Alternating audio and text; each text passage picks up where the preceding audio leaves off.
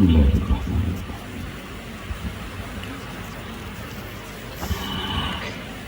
Assalamualaikum warahmatullahi wabarakatuh.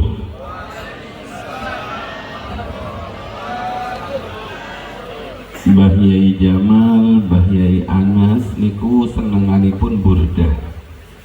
Sami-sami seneng burdah, berarti seneng pada Rasulullah.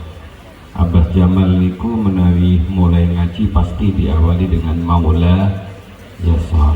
Sarang-sarang ikuti nopo yang beliau lampahi. Maula ya salli wa sallim daiman ala habibika khairil khalqi kullihim. Maula ya salli wa sallim ala habibika khairil khalqi kullihim. Huwal habibul ladzi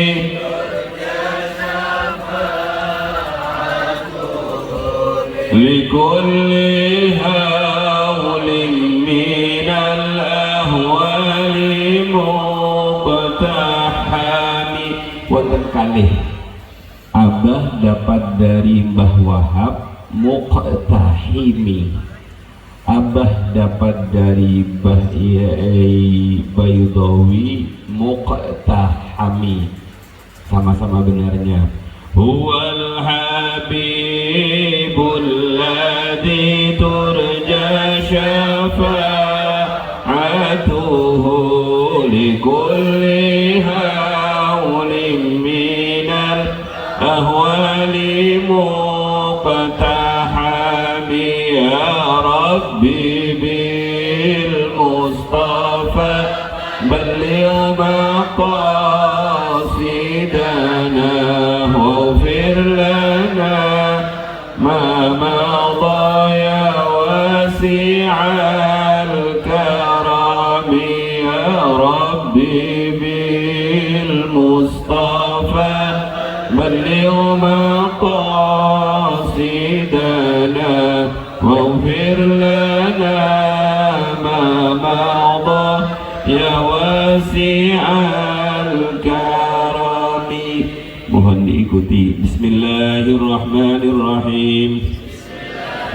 Subhanakallahumma Rabbana la ilma lana illa ma 'allamtana innaka antal alimul hakim wa tub 'alaina innaka antat tawwabur rahim wa taqabbal minna innaka antas sami'ul alim wa 'allimna min ladunka ilman nafi'a ya dzal jalali wal ikram. Allahumma iftah lana hikmataka wanshur 'alaina rahmataka ya dzal jalali wal ikram. Rabbi shrah li sadri wa yassir li amri wahlul 'uqdatan min lisani yafqahu qawli birahmatika ya arhamar rahimin. Al-Fatihah.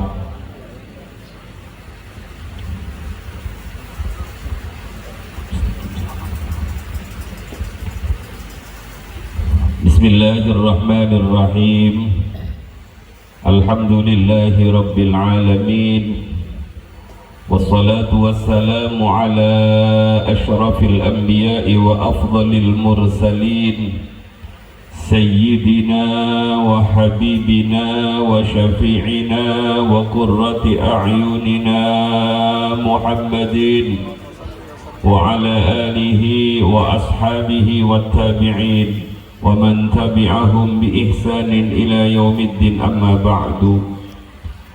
Faqad qala ta'ala fi kitabihil karim أعوذ بالله من الشيطان الرجيم والذين جاءوا من بعدهم يقولون ربنا اغفر لنا ولإخواننا الذين سبقونا بالإيمان ولا تجعل في قلوبنا غلا للذين آمنوا ربنا إنك رؤوف رحيم. وقال أيضا سبحان الذي أسرى بعبده ليلا من المسجد الحرام إلى المسجد الأقصى الذي باركنا حوله لنريه من آياتنا إنه هو السميع البصير. وقال النبي صلى الله عليه وآله وسلم أكيس الناس أكثرهم للموت ذكرا وأحسنهم استعدادا له. الحديث أو كما قال. وقال الشيخ ابن عطاء السكندري في الحكام ليس كل من ثبت تخصيصه كمل تخليصه. Hadratul muhtaramin, para alim, para habaib, para tuan guru, para kiai yang kulo ikut di depan, kata sangat kulo dapat catatan Romo Yai Ali Khalil, Romo Yai Haris Abdillah, Romo Yai Mursyid, Romo Yai lintunipun Habib Muhdhar, wabil khusus yang sangat kita muliakan, kita doakan mudah-mudahan para kiai, para habaib, para tuan guru diparingi Allah umur panjang yang barakah, diparingi sehat wal afiyah. Wabil khusus Al-Karim Ibn Al-Karim Romo Yai Bahruddin beserta Ibu Nyai sekeluarga, istri kulo Ibu Nyai Hajah Basiratul Hidayah binti K. Haji Muhammad Jamaluddin Ahmad. Hadirin yang dirahmati oleh Allah, perjalanan dari Jombang ke Balikpapan itu sebenarnya tidak jauh, walaupun memang betul-betul jauh, tapi karena cinta semuanya tidak terasa jauh. Kula hanya ingin meneruskan sedikit apa yang disampaikan oleh Romo Yai Bahruddin tadi. Kita hadir di majelis yang mulia ini tujuannya sama. Kami berdua dari Jombang, panjenengan semua yang hadir sama-sama ngalap barokah. Dawuhipun Yai sama-sama ingin ngalap barokah. Ibu-ibu, ada seorang tokoh perempuan hebat yang oleh sejarah dicatat karena kehebatannya, karena kecerdasannya. Namanya pun Ummu Sulaim. Siapa Bu? Ummu Sulaim. Suatu saat ketika Rasulullah hadir ke rumahnya Ummu Sulaim di siang hari, Rasulullah tertidur karena saking payahnya, karena panas seperti Balikpapan. Akhirnya Rasulullah itu berkeringat. Cerdasnya Ummu Sulaim, beliau menadahi, beliau mengambil keringat-keringat baginda Rasulullah ini, dimasukkan ke dalam botol. Ketika keringat-keringat itu terkumpul, Rasulullah terbangun. Rasulullah tanya, wahai Ummu Sulaim, buat apa itu keringat saya?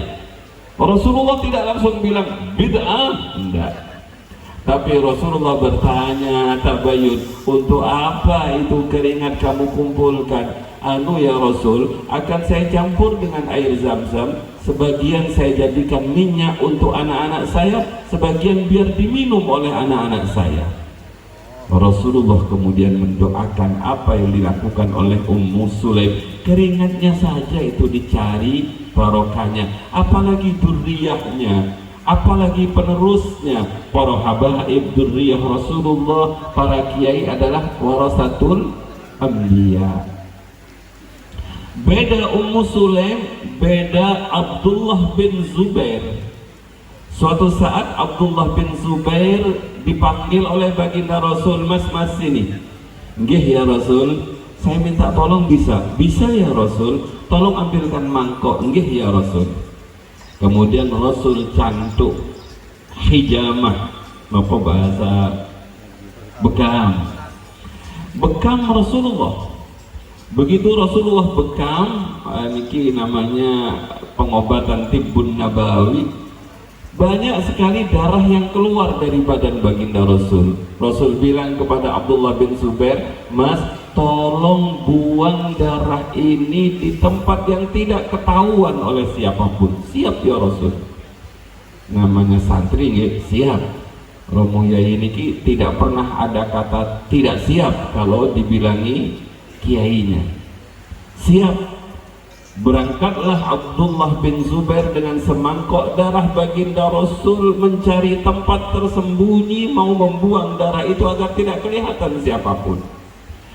Tiba-tiba Allah paring insting, tiba-tiba Allah paring ilham. Kata Abdullah dalam hatinya, ini darah bukan sembarang darah, ini darah bukan darah najis, tapi ini adalah darah baginda Rasulullah sallallahu alaihi wasallam. Wis pendek kata, langsung glek-glek diminum habis, bapak-bapak, ibu-ibu. Dihabiskan, bahkan diolet-olet sampai bersih. Pulanglah Abdullah bin Zubair, ditanya oleh Rasul, gimana, sudah dibuang enggak di tempat yang tidak kelihatan orang? Siap ya Rasul, sudah. Rasulullah tersenyum. Tidak boleh murid itu membohongi gurunya, pasti tahu. Romo Yai Bahruddin tidak mungkin bisa mengelak di hadapan Mbah Yai Jamal, tidak mungkin bisa mengelak di hadapan Mbah Yai Anas, karena gurunya adalah guru yang kamil, guru yang sempurna. Rasulullah tidak marah, Rasulullah tersenyum sambil berkata, bagaimana kelihatan orang, wong kamu minum sampai habis. Paham Rasulullah. Dan Rasulullah tidak menyalahkan, sekalipun itu darah dalam syariat adalah najis, tapi Rasulullah tidak melakukan marah kepada Abdullah bin Zubair karena memang darah Rasulullah bukan najis. Itu yang namanya ngalap barokah. Ada lagi ibu-ibu, bapak-bapak, malam-malam begini enaknya ngaji memang seni cerita biar menghantarkan tidur. Nanti tahu-tahu saya sedang tengah-tengah cerita, panjenengan sudah jadi saya pulang pelan-pelan tanpa sepengetahuan panjenengan. Beda dengan Ummu Sulaim, beda dengan Abdullah bin Zubair, ada tokoh yang luar biasa hebatnya namanya Khalid bin Walid.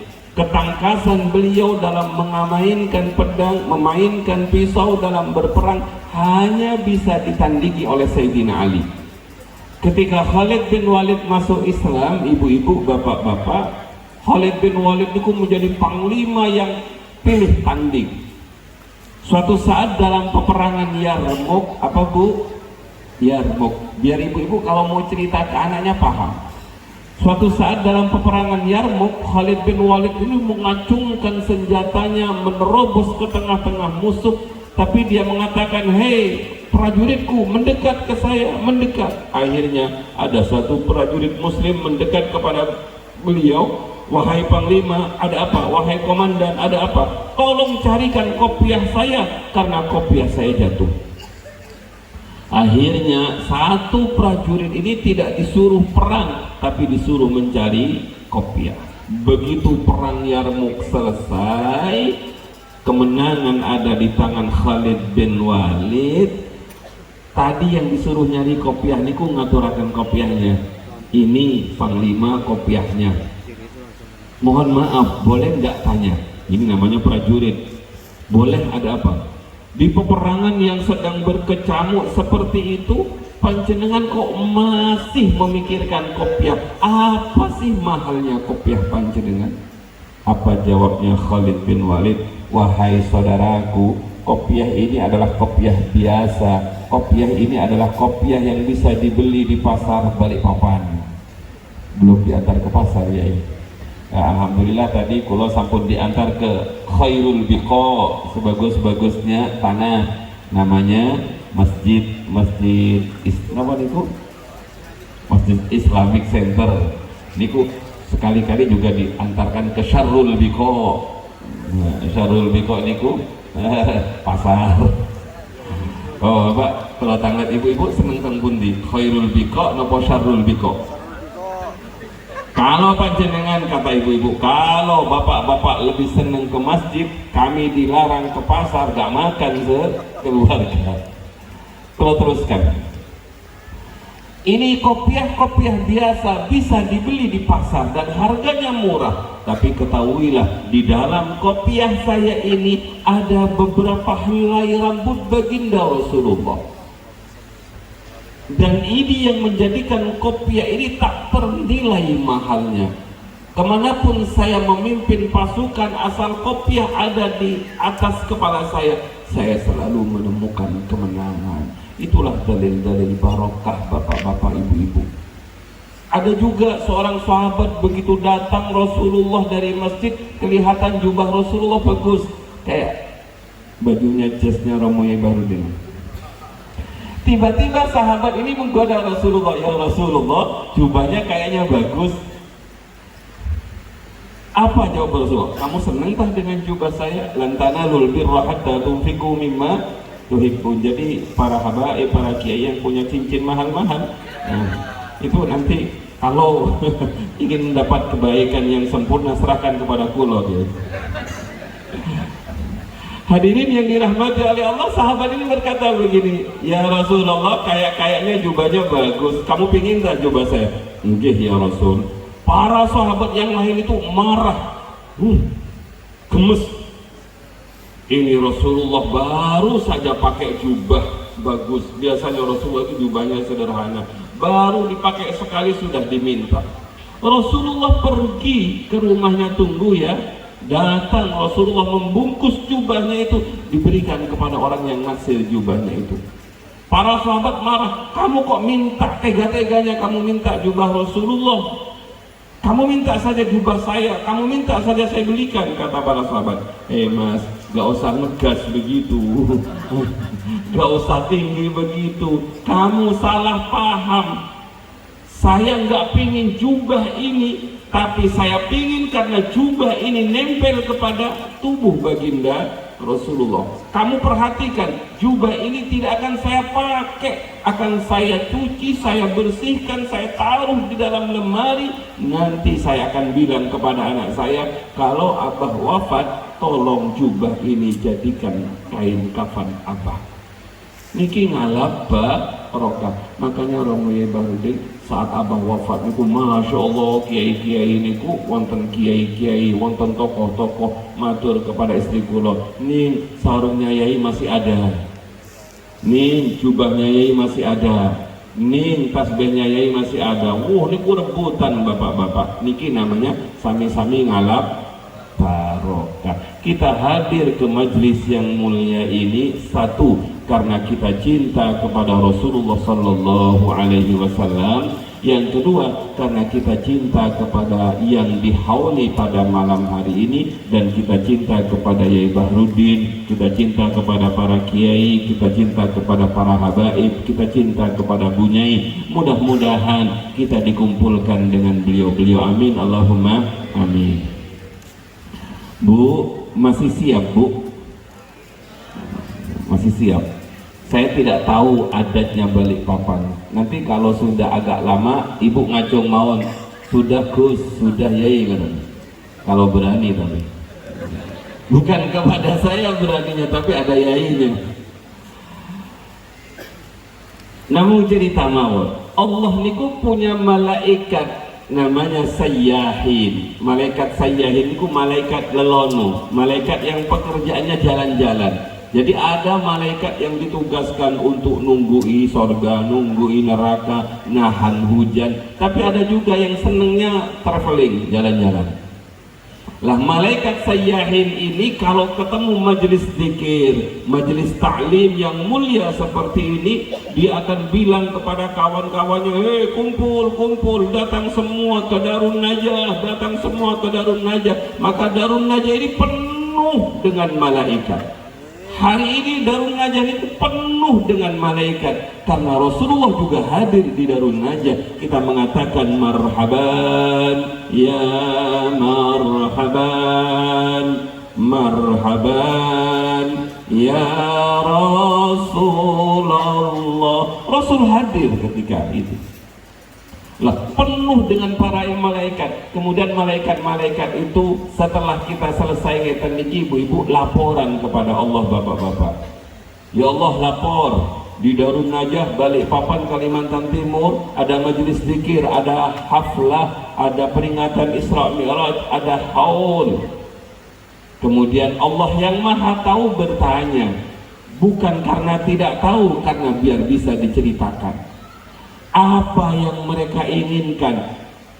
Yang hadir di majelis haul, di majelis Isra Mi'raj, majelis haflah itu pingin apa? Mereka semua pingin sorga ya Allah, kata malaikat itu. Apakah mereka pernah tahu sorga? Tidak ada yang tahu ya Allah. Kok bisa pingin? Seandainya mereka paham, waduh ya Allah, kalau seandainya mereka paham, maka pasti mereka kuat duduk sampai jam 2.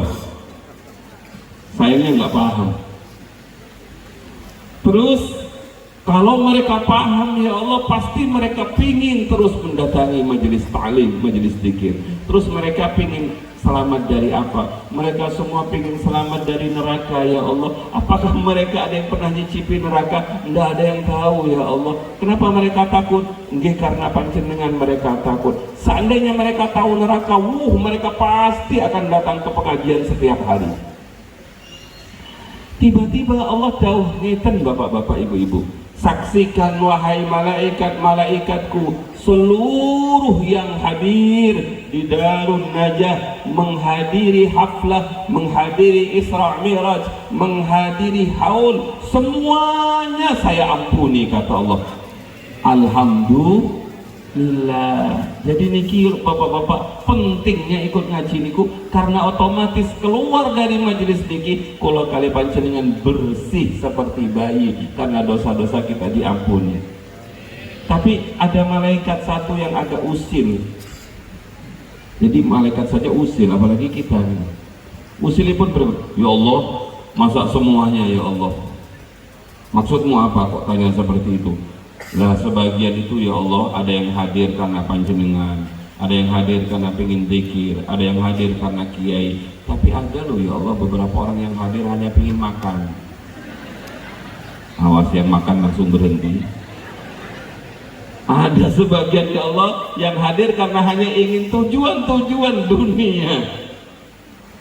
Apa kata Allah? Sudahlah, gak usah kakian ngomong sampean, diam-diam. Semua yang datang baik lillahi ta'ala maupun datang karena tujuan yang lain, asalkan mereka berkumpul dengan orang-orang alim, berkumpul dengan habaib, berkumpul dengan para kiai, semuanya saya ampuni. Jadi yang ikhlas hadir diampuni, yang tidak ikhlas juga diampuni. Niki hebatnya majelis. Alhamdulillah.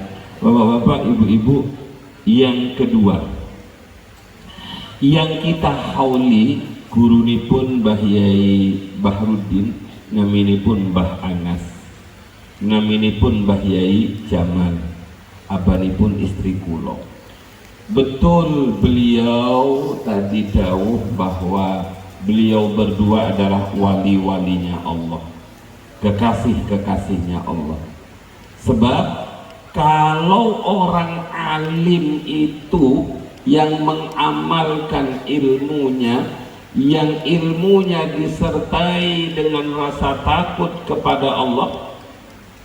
Jadi kalau ilmu itu menurut Ibnu Athaillah As-Sakandari, apabila ilmu itu ada khosyah di dalamnya, falaka. Tapi kalau tidak ada rasa khosyah kepada Allah, fa'alaika. Maksudnya orang alim yang diikuti rasa takut kepada Allah, itulah ulama, dan ulama itu adalah wali-walinya Allah.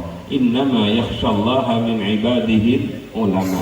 Seandainya para orang alim yang takut kepada Allah itu tidak berhak disebut wali, maka di dunia tidak ada namanya wali.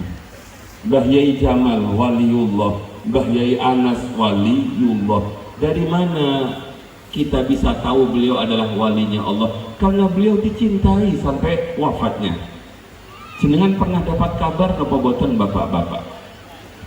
Allah itu kalau sudah sayang kepada seorang hamba, idza ahabba abdan, apabila Allah mencintai seorang hamba, nada Jibril, maka Allah memanggil malaikat Jibril. Jibril, kesini kamu. Nggih ya Allah. Kemudian Allah dawuh kepada malaikat Jibril, wahai Jibril, saya senang Mbah Yai Anas, saya senang Mbah Yai Jamal, maka fa'ahibbah, kamu senanglah pada Mbah Yai Jamal, senanglah kepada Mbah Yai Anas. Maka Jibril senang kepada Mbah Yai Jamal, senang kepada Mbah Yai Anas, senang kepada para kiai-kiai di Balikpapan di seluruh dunia. Lah ketika Jibril senang karena memang disuruh oleh Allah senang, maka Jibril kemudian memanggil malaikat-malaikat yang ada di atas langit, hei kawan-kawan, kumpul. Begitu para malaikat itu kumpul, malaikat Jibril bilang, wahai malaikat kawan-kawanku, saya mendapatkan kabar dari Allah. Allah cinta pada Mbah Yai Anas, Allah cinta pada Mbah Yai Jamal, Allah cinta pada Mbah Yai guru sekumpul, Allah cinta pada wali-walinya Allah yang sudah wafat. Maka saya disuruh mencintai beliau. Sekarang saya memerintahkan kalian untuk mencintai beliau. Maka seluruh malaikat di atas langit itu sama-sama mencintai guru-guru kita, sama-sama mencintai kiai kita. Dan karena malaikat yang di langit, yang di atas langit itu sudah cinta, maka yang di bumi juga akan mencintai, dan di bumi orang itu akan qabul, orang itu akan diterima dengan penuh sukacita. Itu bapak-bapak kalau dicintai oleh Allah. Hadirin ingkang sangat kula mulyakaken, biasanya kalau orang-orang itu memperingati haul, itu keinginan untuk tahu tentang yang dihauli itu sangat dalam. Kalau panjenengan mencintai seseorang, ini kan sudah tua-tua ya, sudah agak tua-tua. Bu, jenengan pernah cinta nggak pada calon suami? Bapak-bapak pernah cinta nggak dengan calon istri? Kalau kita mencintai seseorang, pasti kita akan mencari tahu siapa orang itu, siapa ayahnya, siapa ibunya, siapa kakeknya, di mana rumahnya. Bahkan Yai Bahrudin itu tanya kepada supir saya, SK di Indonesia, di Jawa Timur ada SK Habib, SK itu supir kiai. Supir kiai ditanya, Kusolek senengnya apa dengan Bunyai? Degan. Maka kalau di mana-mana angsal degan. Nggih, ini wonten degan. Supir kula bocoraken, Pak Holik seneng duren. Waduh, tadi malam kula ditumbasaken duren sekepala kerbau ngoten niku. Nggih, yang seneng yang hadir di samping kula, sebab kula sedang asam lambung. Jadi kalau ada orang mencintai, pasti dia akan mencari tahu tentang yang dicintai. Kalau kita mencintai Rasulullah, mustahil kita tidak mencari tahu siapa Rasulullah, apa kebiasaan Rasulullah, bagaimana kalau Rasulullah makan, bagaimana kalau Rasulullah minum, bagaimana kalau Rasulullah masuk kamar. Semuanya ingin diketahui karena sudah cinta. Kalau kita cinta kepada Mbah Yai Anas, cinta kepada Mbah Yai Jamal, maka seorang murid yang mencintai, dia pasti ingin tahu apa sih amalan Mbah Yai Jamal, apa sih amalannya Mbah Yai Anas, apa sih amalannya Mbah Yai guru sekumpul. Kan begitu bapak-bapak. Kalau hanya sekedar ngomong cinta-cinta tapi gak ingin tahu siapa yang dicintai, itu namanya cinta di bibir, lain di hati, juga lain di pikiran. Itu namanya cinta monyet nopo kambing. Hadirin yang dirahmati oleh Allah, setelah kita tahu seperti apa yang dicintai, apa berikutnya? Kita mau pingin niru-niru walaupun tidak bisa 100%. Romo Yai baru ini luar biasa. Format acaranya kalau seperti ingat Rojabiyah, persis Rojabiyah yang biasa dilakukan oleh Mbah Yai Jamal Guru Nipun. Karena memang ciri orang yang mencinta itu pasti ingin melakukan sesuatu seperti yang dilakukan oleh yang dicintai. Para hadirin, kalau boleh kulo beri bocoran pada panjenengan. Jenengan pengen bocorannya Mbah Yai Jamal? Pengen gitu? Mbah Yai Jamal niku kulo pernah tanya Yai pada para kiai niki. Kulo pernah tanya, Abah, kalau Abah ngaji di mana-mana, yang ngaji itu kok banyak sampai ribuan. Kulo kali istri kulo nerusakan pengajian beliau, salah satunya di Tuban, tempat kelahirannya kiai kita, di Bas. Dan beliau itu meninggal, wafat, meninggalkan pengajian sekitar 40 majelis. Padahal sak bulan itu isinya hanya 30, berarti lebih 10, karena ada yang satu hari isinya sampai 3. Lah, bapak-bapak, ibu-ibu di Tuban itu yang ngaji sekitar 4.000. Setiap abah ngaji itu pasti banyak yang ngaji. Kulo mantu yang agak sedikit suul adab, ingin tahu rahasianya. Abah, apa rahasianya? Abah kalau ngaji kok enak, Abah kalau ngaji kok banyak yang hadir. Katanya Abah, nggak ada rahasianya, nggak ada rahasianya. Tapi kemudian beliau menyebut, Abah ngaji di Tholabuddin Surabaya itu sudah 20 tahun, nggak pernah libur sekalipun. Abah ngaji di Tuban itu hanya 2 kali libur karena Abah gak kuat berangkat. Kalau berangkat pasti Abah berangkat.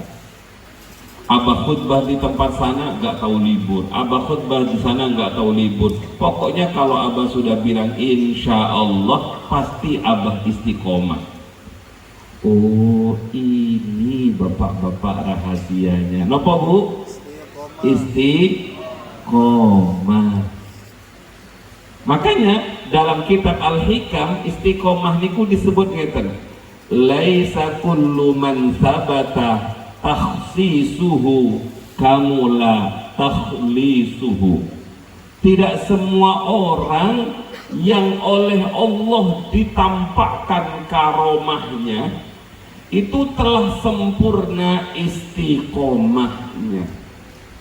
Hikmah ini mengatakan langkung tinggi istiqomah dibandingkan karomah. Karenanya dalam syarah kitab Al-Hikam, istiqomah niku disebut al-karamatu al-hakikiyatu huhiya al-istiqomatu. Karomah yang sejati, karomah yang sebenarnya bukan orang bisa lewat di atas sungai Mahakam tanpa apaan, tanpa perahu. Dari sini ke bandara gak bisa apa-apa, langsung wot sampai di bandara, ngelempet bumi, ngelempet waktu dan lain sebagainya. Bukan itu. Tapi karomah yang sejati ketika panjenengan bisa istiqomah, itulah karomah. Makanya Abah sering dawuh, al-karamatu khairun, al-istiqamatu khairun min alfai karomah. Dan kiai-kiai dahulu, kiai-kiai sepuh niku memang rata-rata istiqomah. Mungkin ilmunya kita bisa nandingin, mungkin, walaupun nggak mungkin juga, ilmunya pasti lebih alim. Tapi istiqomahnya niku lho Bapak, kula niku flu mawon niku izin khutbah, assalamualaikum Mas Takmir, ini kayaknya saya gak bisa berangkat. Kenapa? Flu meler. Bagaimana kalau saya wakilkan ke anak saya? Nggih Gus, boten nopo-nopo. Pengajiannya kudu kula greges. Abah niku pernah sakit kali putrinya dilarang berangkat. Abah boten usah berangkat ke pengajian, Abah sakit. Abah bilang begini, bapak-bapak, ibu-ibu, nah, Ida, Saya itu lebih senang meninggal di atas podium dibandingkan saya meninggal di atas tempat tidur. Selagi saya bisa berangkat, saya berangkat, karena ketemu dengan jamaah itu adalah obat bagi saya.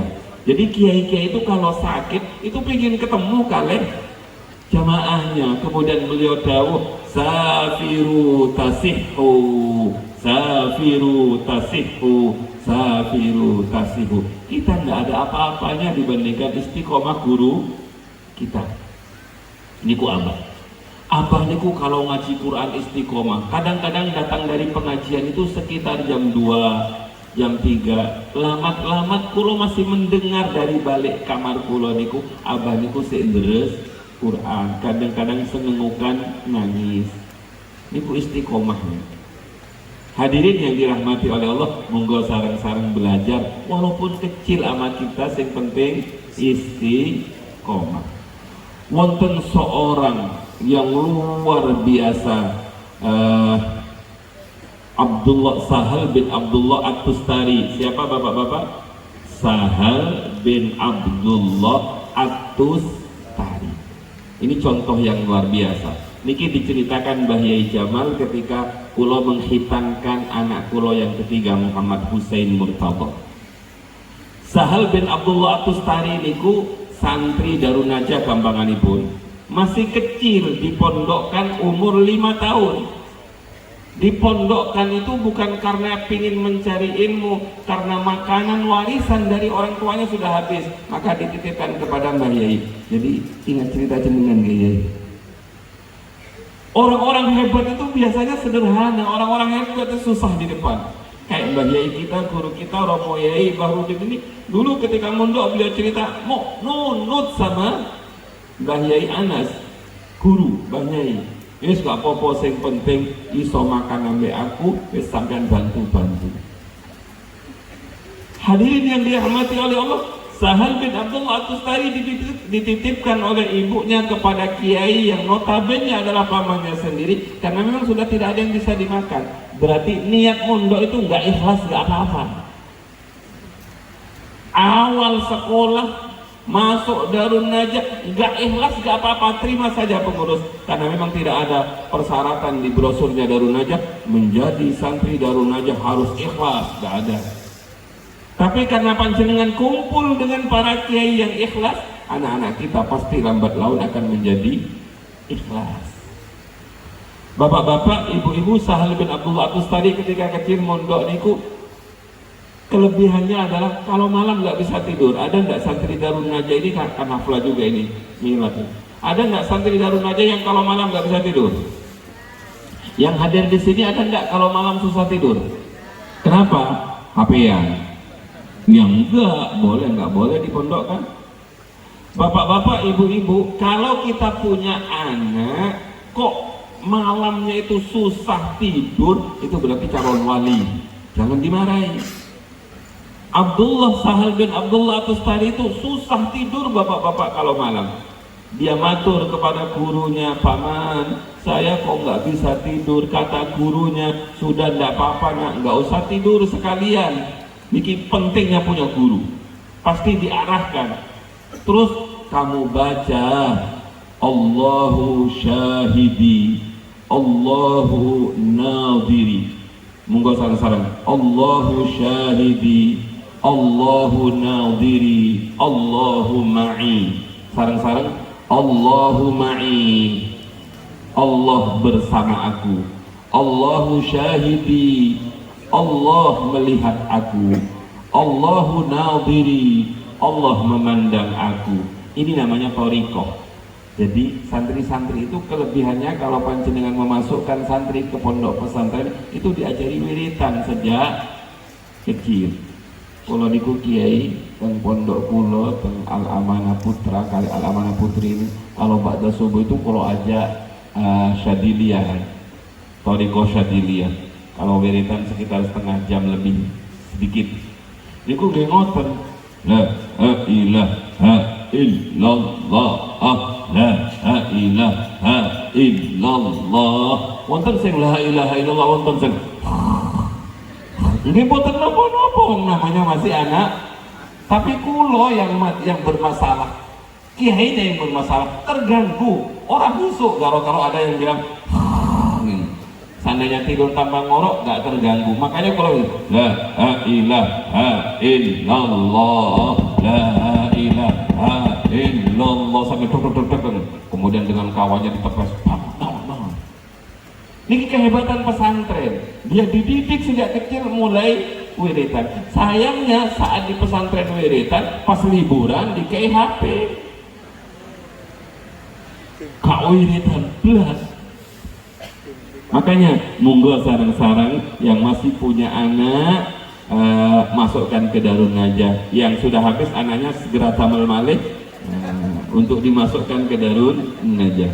Hadirin yang dirahmati oleh Allah, kata pamannya, baca Allahu ma'i, Allahu syahidi, Allahu nadiri, tanpa mengeluarkan suara 10 kali saja. Akhirnya wiritan dilampaui oleh murid, ini namanya murid dan mursyid. Begitu wiritan Allahu ma'i, Allahu syahidi, Allahu nadiri 10 kali, dalam waktu 10 hari dia mengalami kenaikan ahwal, kenaikan hal dirinya. Ya guruku, kok saya seperti ini.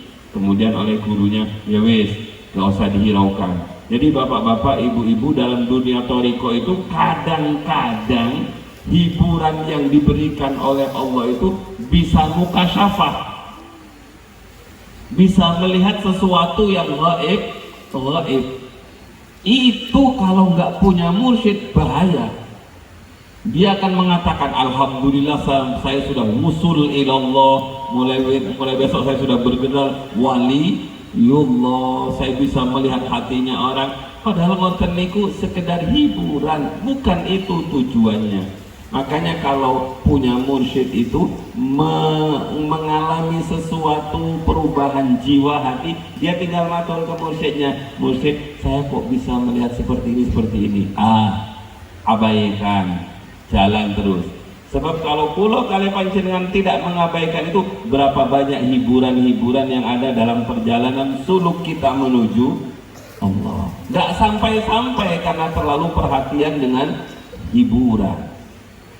Hadirin, sampai akhirnya Sahal bin Abdullah At-Tustari tua. Begitu beliau menjadi orang yang sudah tua, kiai, menjadi kiai yang luar biasa hebatnya. Muncul karomahnya. Salah satu karomahnya itu yang datang ke rumah beliau niku penuh bapak-bapak. Bukan hanya manusia, hewan-hewan pun datang sowan kepada Sahal bin Abdullah At-Tustari, pingin ngalap barokahnya, pingin memandang wajahnya. Jadi para kiai-kiai dahulu itu kalau sumpek, kiai-kiai dahulu itu kalau merasa hatinya itu resah, gelisah, beliau langsung datang ke gurunya, memandang wajah gurunya, pulang selesai. Kulo mengalami bapak-bapak. Kulo kali istri kulo itu kalau sudah susah sekali datang ke dalamnya Mbah Yai Jamal, memandang wajahnya Abah, dahar kali Abah keluar dari dalamnya Abah niku plong. Niki pentingnya melihat wajahnya orang alim. Karenanya dalam kitab Al-Hikam itu la tashab man la yanhiduka haluhu wa la yadulluka maqaluhu. Janganlah kamu bersahabat, berkumpul dengan orang yang halnya tidak bisa menjadikan pelajaran bagi kamu dan kata-katanya tidak menunjukkan kamu kepada Allah. Makanya panjenengan kalau lihat bah guru sekumpul, tuan guru sekumpul, tuan guru bakhit, niku jenengan kan langsung ingat Allah, ngapa ingat yang lain. Makanya para murid itu kalau sudah merasa gelisah, susah, itu biasanya didatangi oleh gurunya. Mimpi gurunya hilang gelisahnya. Kalau nggak dimimpi-mimpi oleh gurunya pasti tambah susah. Ini apa ya salah saya? Kok guru saya nggak datang-datang sudah 10 hari, 10 bulan kok nggak pernah mimpi guru saya? Ini pasti ada yang nggak pas dari diri saya. Berangkatlah beliau dari Balikpapan ke Lumajang, berangkatlah beliau dari Balikpapan ke Tambak Beras hanya karena pingin sowan ke makomnya. Pulang dari makomnya niku plong bapak-bapak. Niku pentingnya orang punya guru. Lah, yang datang kepada Sahal bin Abdullah At-Tustari itu semuanya dari kalangan manusia ada, dari kalangan hewan ada. Tapi hebatnya, hewan kalau sudah masuk ke pekarangannya, ke halamannya Sahal bin Abdullah At-Tustari, itu tidak ada yang tukaran. Anjing dengan kucing yang dalam ceritanya itu pasti tukaran. Kalau paham ceritanya anjing dan kucing kenapa tukaran, tapi ini kalau sampaikan tengliki terlalu panjang makin diundang malih tahun depan mau niki namanya pengen diundang kalau terus akan semuanya rukun. Jadi hadirin yang dirahmati oleh Allah, ada seorang yang jauh rumahnya dari Sahal bin Abdullah At-Tustari. Begitu Sahal bin Abdullah At-Tustari wafat, dia yang rumahnya jauh di negara lain mengatakan, inna lillahi wa inna ilaihi raji'un, inna lillahi wa inna ilaihi raji'un. Kenapa kamu bilang inna lillahi wa inna ilaihi raji'un? Sahal bin Abdullah At-Tustari wafat. Dari mana kamu tahu? Padahal tidak ada HP, tidak ada media. Kalau sekarang kan ada media. Iya, saya tahu karena lihat itu anjing dan kucing mulai tukaran lagi. Tetangga satu dengan tetangga yang lain mulai tukaran lagi. Jadi bapak-bapak, ibu-ibu, karomahnya, wali-walinya Allah itu rakyat rukun. Potong saya diteruskan, ini bahaya kalau diteruskan. Nggak bahaya, tak bahaya. Jadi bapak-bapak, niki kehebatannya ulama. Jadi hadirnya ulama yang sekaligus walinya Allah itu menjadikan yang di depannya damai, yang di depannya tidak tukaran, apalagi hanya untuk kepentingan yang sementara. Monggo dikuatkan persaudaraannya. Hadirin yang dirahmati oleh Allah, ketika Sahal bin Abdullah At-Tustari wafat, subhanallah, hampir seluruh orang senegara itu pingin menghormat jenazahnya, datang semuanya. Bapak-bapak, kalau masih ingat Mbah Yai Jamal ketika wafat itu tambak beras itu penuh dengan orang, karena kulo yang ada di dalam noponiko ambulannya, kulo yang ditugasi oleh keluarga untuk mendampingi abah di dalam ambulan. Istri kulo di depan, ngawal di depan karena harus ke makom terlebih dahulu. Kulo yang ada di depannya. Ambulan nih kulo bapak-bapak digedor-gedor, dor. Kulo kaget, bukan digedor. Kenapa kok digedor-gedor? Itu saya bilang, itu bukan digedor kiai, itu karena orang didorong oleh belakangnya sehingga mau jatuh kena ambulannya, saking pingin menghormati Mbah Yai Jamal. Lah Sahal bin Abdullah At-Tustari ini penuh bapak-bapak yang hadir. Ketika diberangkatkan ke pemakaman, ada kejadian aneh. Melihat ke atas, ada seorang Yahudi yang muka syafah. Kelihatan langit niku terbelah seperti ada lantai, seperti ada tingkat lotengnya niku. Turun banyak sekali putih-putih. Akhirnya Yahudi niki bertanya kepada salah seorang kiai yang mengiringi jenazahnya Sahal bin Abdullah. Kiai, mohon maaf, saya melihat di atas tuh kok banyak makhluk putih-putih terbang. Itu apa ya? Kemudian Kiai itu tersenyum, itu adalah para malaikat yang turun dari atas langit ingin menghormati jenazahnya Sahal bin Abdullah At-Tustari. Kemudian Kiai itu mengatakan, innalladzina qalu rabbunallah tsummas taqamu tatanazzalu alaihimul malaika. Orang-orang yang istiqomah itu tatanazzalu alaihimul malaika, malaikat berduyun-duyun turun untuk menghormati orang yang istiqomah. Pingin nopo boten? Pingin nopo boten? Wow, kiai-kiai wafat itu kadang-kadang yang nyolati itu kita tidak kenal. Siapa itu? Wonten salah setunggali guru kula yai namanya Abdullah Thayyib Papar. Begitu beliau wafat, punya ini ku cerita pada kula karena kula waktu itu masih di Madura. Nah, saat Mbah Yai wafat itu ada kelompok orang yang nyolati, saya nggak kenal dia. Kenapa Bu kok nggak kenal? Ganteng-ganteng kayak Habib, saya nggak tahu Habib siapa. Nah, akhirnya kalau ingat, inilah yang disebut dengan tatanazzalu alaihimul malaikatu alla takhafu wa la tahzanu. Hadirin yang dirahmati oleh Allah, Kulo yakin, hakul yakin, panjenengan semuanya tidak akan dimasukkan ke neraka, amin. Semua yang hadir mudah-mudahan tidak menyentuh api neraka, amin. Wonten kisah kenapa kulo matur ngeten niki. Pada sebuah peperangan yang dahsyat pada zaman Rasulullah, ada seorang ibu terpisah dengan anaknya. Bapak-bapak, ibu-ibu, kalau kehujanan sedikit nggak apa-apa ya. Ingat, Rasulullah nggak dituruni hujan, Rasulullah dituruni batu. Lari nggak Rasulullah? Hei batu, aku jangan kena ini. Rasulullah dilempar batu, kadang-kadang kita hanya dilempar air. Hadirin yang dirahmati oleh Allah, kalau sampaikan, ada seorang ibu yang terpisah dengan anaknya karena dahsyatnya peperangan.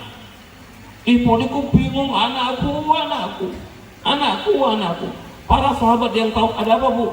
Anakku kepisah sampai aku. Kemana ya anak saya? Akhirnya bapak-bapak, seorang sahabat menemukan. Begitu ketemu, digendong, bu ini tak anak panjenengan? Sama bu, kalau juga kehujanan, sama. Betul apa-apa, seketik malu. Ini tak bu anak sampean? Enggak, ini kok anak kulo. Wah, dirangkul, dicium, di dekat anakku, anaknya juga nangis. Melihat pemandangan seperti itu, para sahabat yang melihat nangis semua, terharu. Kemudian Rasulullah mengatakan, kenapa kalian menangis? Ya Rasulullah, kami nggak tega ya Rasul. Orang itu terpisah dari anaknya, kemudian ketemu dengan anaknya. Kami terharu ya Rasul. Rasul kemudian bertanya, tahukah kalian, saya tanya sekarang, apakah sang ibu itu akan tega melemparkan anaknya ke neraka, ke api? Gak mungkin. Apakah ibu itu akan membiarkan anaknya terkena api? Gak mungkin ya Rasul. Ibu saja tidak mungkin membiarkan anaknya terkena api. Padahal kasih sayang ibu itu tidak ada seberapanya dibandingkan kasih sayang Allah Subhanahu wa ta'ala. Yakin, hakul yakin, orang yang mengucapkan asyhadu an la ilaha illallah wa asyhadu anna muhammadar rasulullah, orang yang mengatakan la ilaha illallah, orang yang mencintai Rasulullah, orang yang sholat 5 waktu, gak mungkin Allah yang maha penyayang tega melemparkannya ke dalam neraka, sebagaimana sang ibu gak tega melemparkan anak kesayangannya ke dalam api. Yakin, hakul yakin, kita tidak akan dilemparkan ke api neraka karena kasih sayang dari Allah Subhanahu wa ta'ala. Jadi bapak-bapak, ibu-ibu, karena niki semi-semi hikam, dalam kitab Al-Hikam niku, apa yang kita andalkan dalam hidup ini? Tidak ada yang bisa kita andalkan kecuali rahmatipun Allah. Wonten hikmah ngeten Kiai, min alamatil i'timad alal amal nuqsanur raja inda wujudis zalal. Di antara tanda-tanda seorang itu cecekelan, tetanggengan, mengandalkan hidupnya terhadap amal, maka orang itu akan penuh dengan penyesalan apabila dia melakukan kesalahan inda wujudis zalal. Makanya Abah niku ketika menerangkan hikmah niki ngambil cerita ngeten, kersani pulau tambah maju, kersani sami-sami kehujanan kali jenengan, dan kulo tenang, kulo teruskan, kulo juga kehujanan bu. Bismillahirrahmanirrahim. Ketika menjelaskan hikmah niki, Abah bercerita ada seorang yang beribadah 50 tahun atau 60 tahun lebih di atas gunung, entah gunung Balikpapan yang mana ya. Tapi gunung itu ada di tengah-tengah lautan.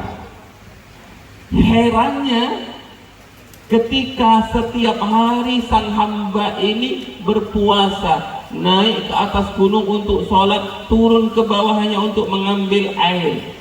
Air yang ada di tempat itu, bapak-bapak, ibu-ibu, wajarnya karena dikelilingi oleh laut pasti asin. Tapi ada sumur yang tawar. Turun dari atas bukit itu hanya untuk mengambil buko, dan buko yang diambil adalah 1 buah delima yang matang.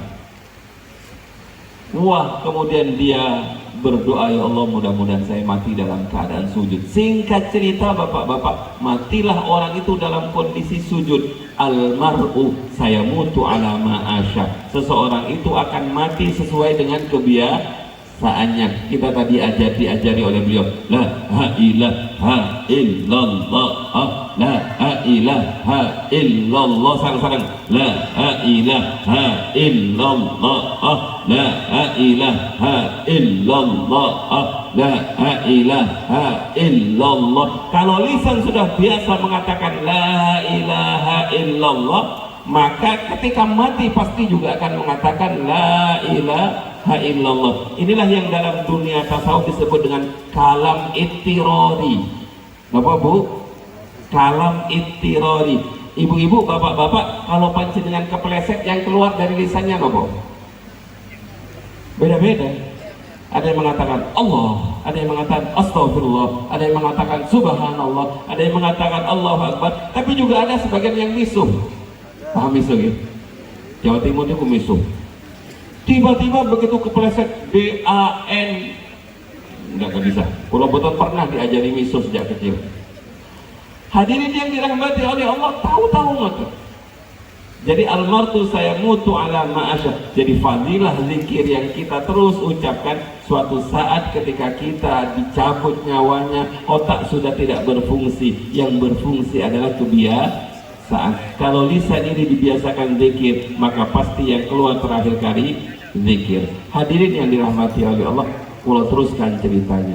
Akhirnya seorang hamba ini mati dalam keadaan sujud.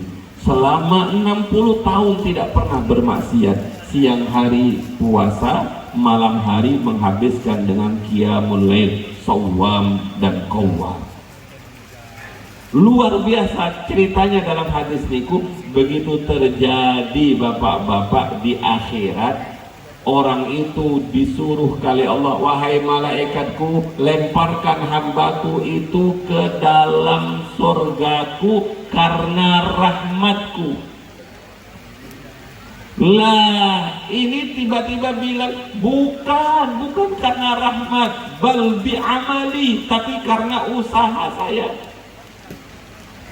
Enggak karena rahmatku, kata Allah. Enggak ya Allah, karena amal saya. Saya masuk surga bukan karena kasih sayangmu, saya masuk surga karena usaha saya.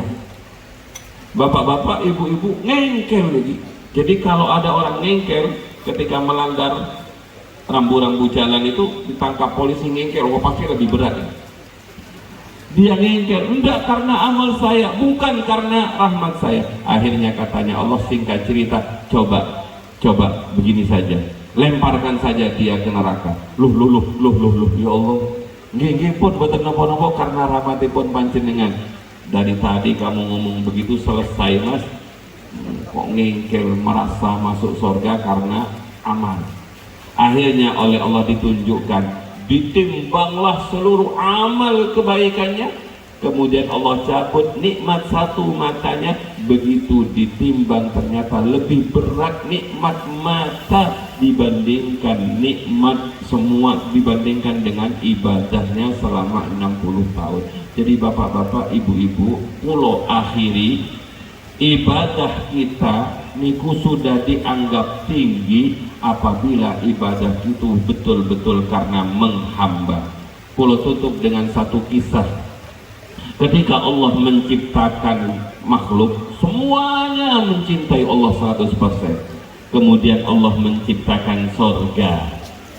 Begitu sorga diciptakan, dari 100 orang itu, misalnya 100.000, yang 90 lari ke sorga, sudah gak cinta lagi kepada Allah. Akhirnya yang 10% yang sudah cinta kepada Allah itu diciptakanlah oleh Allah neraka. Akhirnya 10% dari 10% itu 90-nya itu lari, sudah tidak lagi karena Allah tapi karena neraka. Dan seterusnya dan seterusnya dan seterusnya, sehingga pada akhirnya yang tersisa orang yang beribadah kepada Allah murni karena sidqul ubudiyah, menghamba betul kepada Allah itu hanya 10% dari pengurangan sekian-sekian sholat yang kita lakukan. Kalau selama ini masih dianggap beban karena kita menganggap bahwa ibadah itu adalah kepentingan bukan kebutuhan. Hadirin yang dirahmati Allah, kalau kita niki yang bisa kalau sampai akan nopo cekap ya. Oh nggih, alhamdulillah nggih. Kiai, para habaib nyuwun agungipun pangapunten.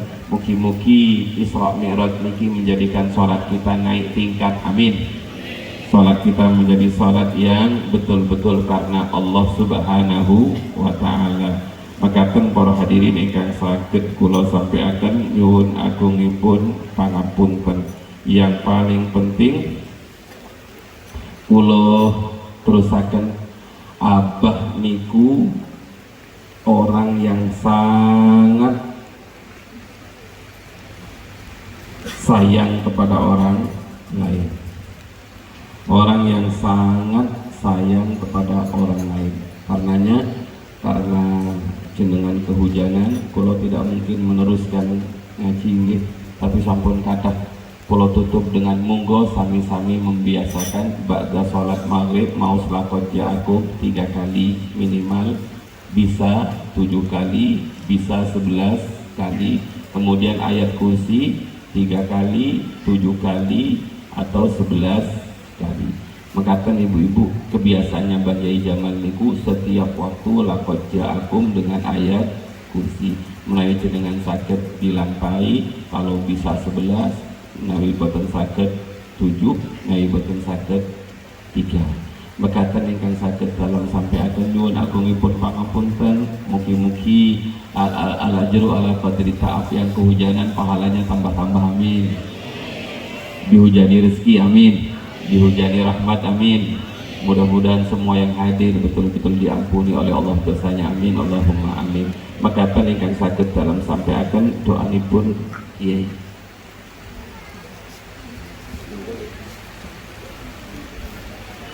Bismillahirrahmanirrahim. Doa mawon ngeten.